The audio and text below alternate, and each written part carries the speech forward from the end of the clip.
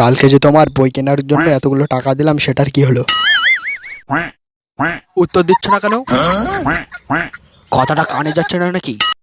বইগুলোর কি হলো? সব টাকায় আইপিএল এ বাজি খেলে হেরে গেছে।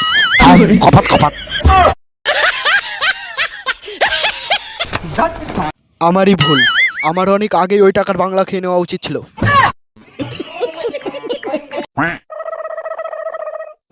আমার টাকাটা কই? আইপিএল আইপিএল হলো পৃথিবীর সবচেয়ে বেঈমান জিনিস। ভেবেছিলাম আইপিএল এ 10,000 টাকা বাজি রেখে 1 কোটি টাকার মালিক হয়ে যাব, কিন্তু দেখো সেই বাজিটাই জিততে পারলাম না। তোমার 10,000 টাকা হেরে গেলাম। আমার কোনো দুঃখ নেই জানো, কারণ আমি আইপিএল এ যেই টাকাটা লাগিয়েছিলাম সেই টাকাটা আমার ছিল না, টাকাটা ছিল তোমার।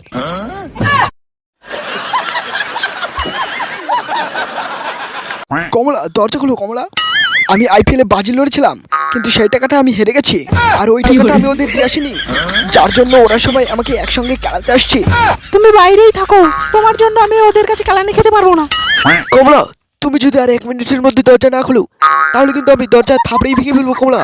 তাহলে আমিও আমার এই ছুরিটা দিয়ে যখন তুই থাবড়ে দরজা ভাঙবি তখন তোর ইয়েটা কেটে নেবো।